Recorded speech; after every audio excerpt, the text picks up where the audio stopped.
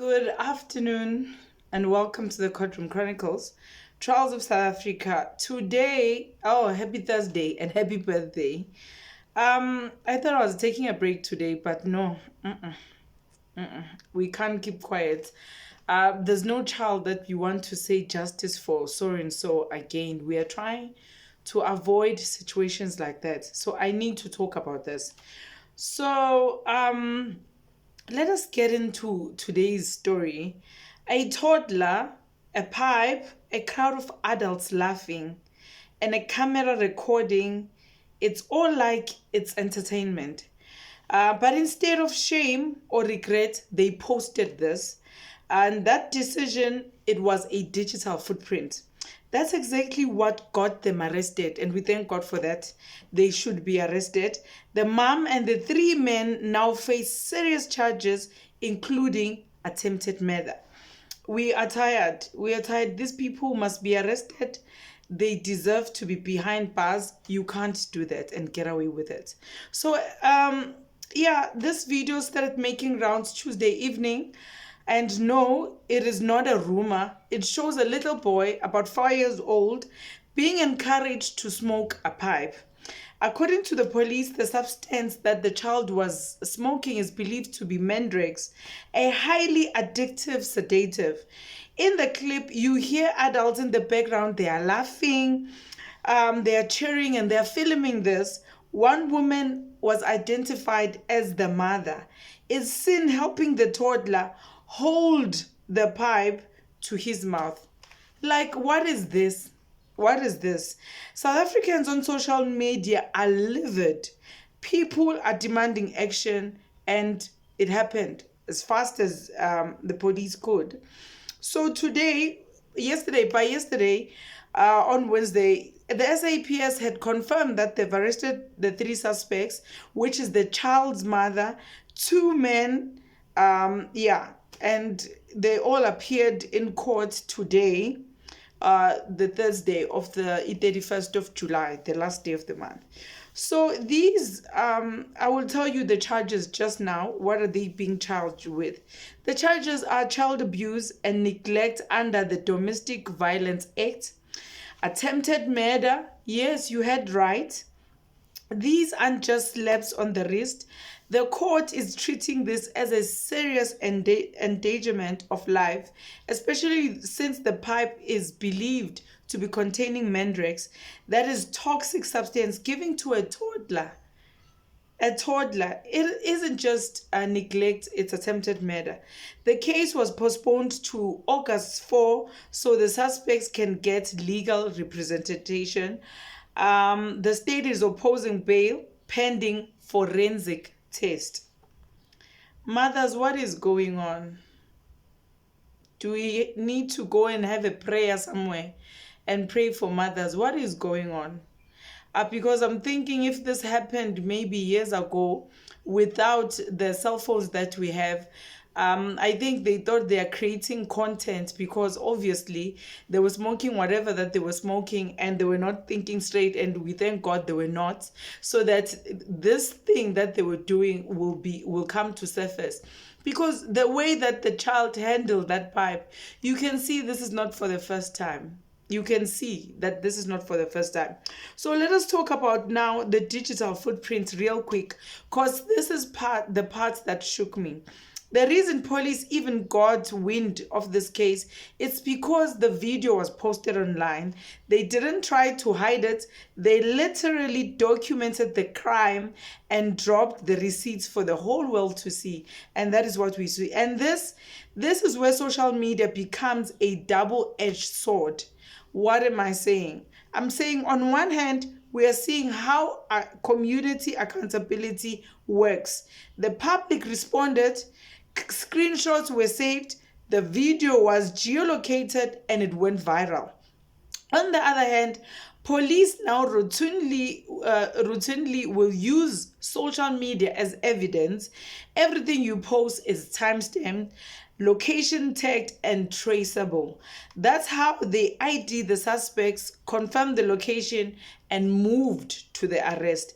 So let this be a reminder. Your phone is not just a device, it's a witness. and it's digital evidence, and it's real evidence. And I'm so glad that this was seen by everyone, because now we will be seeing a 15-year-old out of control doing heinous crimes. Gandhi started when he was 4. He was given drugs by someone who's supposed to be protecting him from drugs, which is the mother in this case. And we heard that the other suspect is a boyfriend to the mom, not the biological father. So the backlash from the community, especially mothers, has been huge. People are asking, where was the family? How long has this child been exposed to drugs? Why did no one stop it? We are talking about a baby being chemically harmed by the very people who are meant to protect him. What makes this worse is the laughter in the video. People are laughing. No one intervenes. No one is panicking. Just vibes. It's a crime. People are just having a good time. And I'm thinking about this. I was once in it was a New Year's Eve gathering. So as we were there, the mother wanted to have a good time, and the mother gave the child I think it was Hunter's Gold or something. So that the child was also around 4 years or 5 years, and the child was busy taking a sip, putting the bottle down, and dancing. And no, now that I think back, I should have called that out. Sometimes we see parents doing such things to their children, and you're like, yo, it's none of my business. But I think it is our business. We should be calling people into accountability when we see people, calling them out. When you see someone, and I'm glad that someone said, I know that child, and the mother was ID'd, because some people looked at this and they were disgusted. How can a mother, actually before we didn't even know that's a mother that is involved. So now, the case isn't just about one family.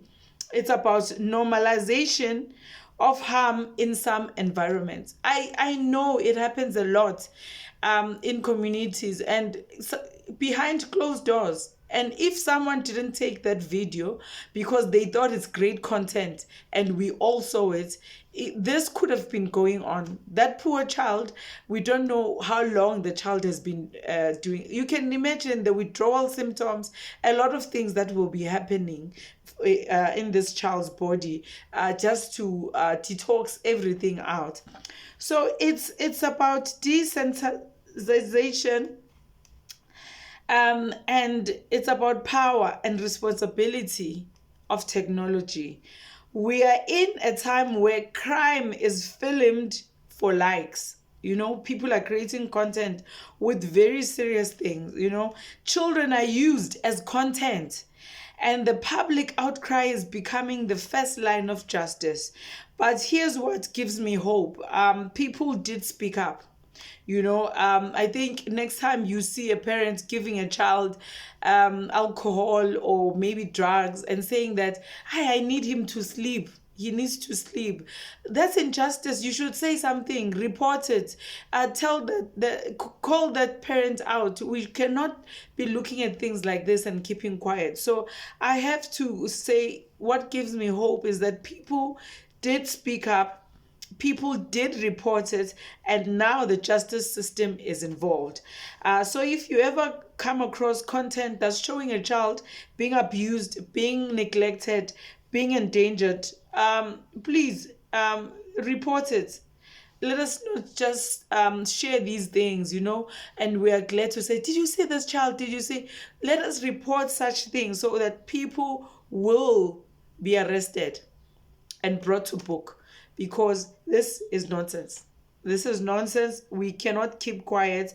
And when it comes to children, you've touched something else. When it comes to me, I have a very soft spot for children. That is why children like about Jocelyn Smith, about Jaden Lee, Meek, they are close to my heart. Because if we are not their voice, who's going to be their voice? This little boy, this 4-year-old that we've seen on social media, imagine meeting that child or that boy as a teenager, addicted to drugs, doing crime. You meet that person at 25. and the person who introduced this person to drugs is their own mother. Where are children supposed to go? Family, where are they supposed to go? Because as mothers, we are not protecting them anymore. Where are they supposed to go?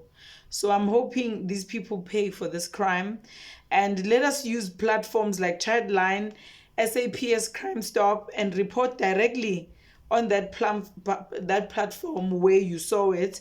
And if you're a parent and you're a guardian or just a caring adult, talk to your children about boundaries. Lock down those devices, be intentional about what you post, because once it's online, it's permanent.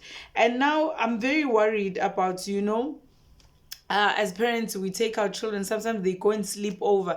Imagine now that 4-year-old who's hooked on that, and they are craving something, and they meet your child, your 6-year-old or your 5-year-old. Don't they introduce them to the same thing? Some parents, I don't know. Yeah, let me know what you think about this on the comment section. And until next time, stay safe, stay alert, and remember, our babies deserve better. God bless you. Ciao.